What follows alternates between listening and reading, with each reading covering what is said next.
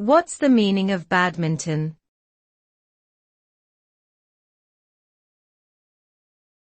Badminton.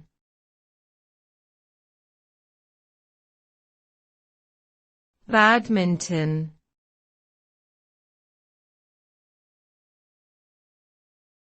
Badminton.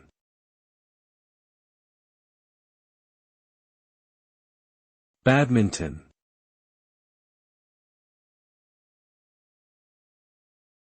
Badminton is a popular racket sport that is played between 2 or 4 players. The objective of the game is to hit a shuttlecock over a high net and make it land within the opponent's half of the court. Badminton requires a combination of skill, strategy, and physical ability, making it a challenging and enjoyable sport for players of all ages and abilities.